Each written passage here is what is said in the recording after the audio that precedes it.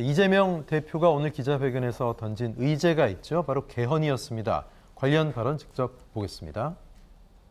이미 수명을 다한 현행 대통령 5년 단임제를 4년 중임제로 바꾸어서 책임 정치 실현 그리고 국정 연속성을 높여야 합니다. 대통령 결선 투표제 도입으로 연합 정치와 정책 연대를 제도적으로 보장하는 일도 필요합니다. 충분한 수기를 통해서 개헌안을 도출하고 내년 총선에서 합의된 만큼 국민 투표로 개헌을 할 수 있을 것입니다. 네, 4년 중임제와 또 5년 단임제 과연 어떤 것이 맞는 건지 그리고 또 결선 투표 도입까지 얘기했는데요. 자, 사실 이재명 대표가 대선 후보 시절에도 관련 내용을 내놨는데 그때는 뭐 이렇게 주목을 받지 못했습니다. 지금은 왜 이걸 또 꺼내 들었을까? 지금은 이게 먹힐 수 있다라고 판단했던 건지 해외 사례를 보면요. 사실 거의 한 6개국 정도 우리나라를 포함해서 제외하고는 대부분 4년 중임제를 채택을 하고 있죠. 박 교수님, 지금 왜 이 카드가 또 나왔을까요? 윤석열 대통령이 선거구제 개편에 대해서 언급을 했거든요. 그러니까 그러다 보니까 야권 대표로서 이에 대한 어떤 그 맞대응이 필요했을 거다 이렇게 봅니다.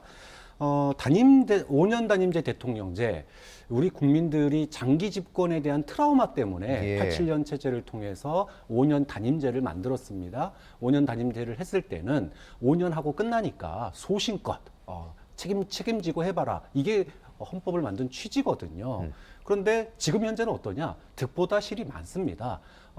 소신 정치를 할 수는 있을지 모르지만 5년마다 정권이 바뀌면서 세금, 부동산, 그다음에 외교 정책 이 모든 게 5년을 주기로 해서 손바닥 뒤집듯이 바뀌고 있습니다. 부동산 세금에 대한 또는 경제 기조에 대한 연속성이 완전히 사라져 버렸어요. 이렇게 되면서 국민들의 어떤 그 향후에 삶에 대한 어떤 계획을 세우는 데 있어서 그리고 경제를 운영하는 데 있어서도 굉장히 큰 걸림돌로 작용하고 있다. 또 이게 사실은 국민 다수가 이제 5년 단임 대통령제의 폐해에 대해서 몸으로 많이 느꼈기 때문에 뭐 내각제보다는 4년 중임제로 가는 게 높지 않느냐 이런 여론도 많은 편입니다. 그런 점에서 어느 정도 여야 간에 충분히 얘기할 수 있는 것이다. 문제는 이것이 실현되려면 그동안에도 실현 가능성 기회가 몇 번 있었는데 그때마다 여야의 정치적 이해관계가 엇갈려서 안 됐거든요. 앞으로 이 부분이 이런 치열한 대결 전국 여야 간에 정말 그 득표수도 좋고 의석수도 적은 이런 상황이 앞으로 계속 이어진다면 이런 그 개헌 부분, 권력 구조의 개편 부분 이 부분은 한 번은 이루어져야 될 묵은 숙제다 이렇게 얘기할 수 있겠죠. 중임제 관련 논의가 이번에 뭐 처음 나온 건 아니죠. 홍준표 현 대구시장이 과거 대선 출마 시절 후보 시절에도 관련 공약을 한 적이 있고 또 지난 대선 때는 윤석열 당시 후보가 선거 전략에 이런 중요한 것들이 좀 악용될 우려가 있다. 그래서는 안 된다라는 입장을 좀 조심스럽게 보인 바 있는데 이런 제안이 나왔다 하더라도 현 대통령 그리고 또 여당이 과연 긍정적으로 검토해야 또 뭔가 개헌으로 이어질 그런 여지가 있는데 민주당 단독으로 얘기한다고 이게 될 일은 아닐 텐데요. 좀 요원해 보이긴 합니다. 어떻게 보세요?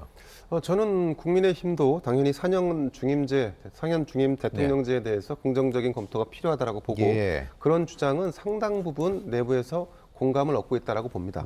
자, 그런데 지금 이 시국에 여야의 그러니까 영수 두 사람이 모두 선거구제 개편이라고 하는 개헌안을 꺼내든 것은 안타깝게도 이 전국을 주도하기 위한 이른바 사파 싸움 정도가 아닌가 하는 이런 안타까운 분석도 좀 없지 않아 있는 것 같습니다.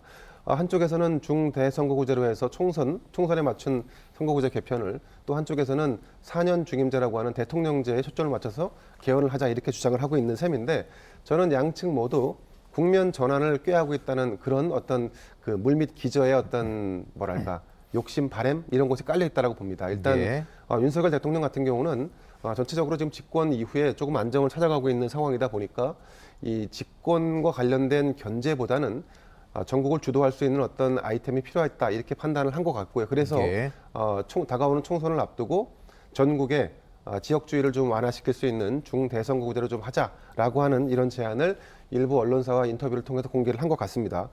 반면에 이재명 당대표 같은 경우는 좀 전에 박창환 교수님께서도 언급하셨는데 일종의 본인에게 향하고 있는 여러 가지 사법적 리스크 또 민주당의 지지율 하락 이런 부분들에 대해서 이 국면을 어떻게 전환할까 또 상대적으로 대통령이나 집권 여당의 어떤 응수로 이 개헌 논란에 대해서 맞설 수 있을까 네. 이 고민의 어떤 결론이 4년 중임제 그리고 결선 투표제에 이렇게 나온 것 같은데 저는 뭐 개인적으로는 4년 중임제는 지금 도입이 좀 적절한 타이밍이다라고 보는데 결선 투표 같은 경우는 사실은 말이 안 되는 게 대한민국은 다당제를 지향하고 있습니다만 사실상 양당제 국가 형태를 띠고 있습니다. 그렇기 때문에 결선 투표라는 것은 별 의미가 없습니다. 결선 투표를 해서 소수 정당이 협상력을 가질 수 있다 그러면 예. 결선 투표가 유의미한 어떤 측면이 있겠습니다만 지금과 같은 사실상 양당 구도에서는 결선 투표는 의미가 없다 이렇게 보여지고요. 그러면 지금 양 진영에서 벌어지고 있는 이 개헌 논란이 결과적으로 어떤 성과를 얻을 수 있을까? 미리 예단하기는 좀 어렵습니다만 저는 개인적으로 굉장히 회의적입니다. 국면을 전환하기 위한 어떤 정치적인 목적과 의도를 가지고 시작됐던 개헌, 역대 어느 정권에서도 실현된 바가 없습니다. 심지어 지난 정부였던 문재인 정부에서도 4년 중임제에 대한 논의와 어떤 개헌과 관련된 이야기들이 계속 있었습니다만은 사실상 되지 않았습니다. 네. 이게 한편에서 보면 집권을 하고 나면 대통령이 5년간 국정을 운영하게 되는데 자칫 5년 국정을 운영하고 8년 동안 자신의 5년 국정을 평가받는 이런 일이 일어날 수도 있다는 그런 측면에서인지 네. 대통령은 취임하고 나면 좀 입장을 좀 달리하는 측면이 있는 것 같습니다. 그리고 이 개헌의 문제에 대해서 국민들이 좀 바라보는 시선이 조금 다른 것 같습니다. 이게 뭐 이를테면 먹고 살기 힘든 상황인데 이 대한민국의 정치가 이렇게 망가진 것이 과연 제도의 문제인가? 네. 아니면 사람의 문제인가? 저는 상당수 국민들이 지금 민주당과 국민의힘의 이 포진해 있는 그 사람들의 문제가 아닌가라고 지적하고 있는 것 같다는 느낌을 지울 수가 없습니다. 네. 굳이 지금 왜 이 얘기를 하고 이걸 건드리냐. 먹고 살기도 어려운데 이게 서민들의 마음을 대변할 수도 있는 입장이다. 이런 말씀이신데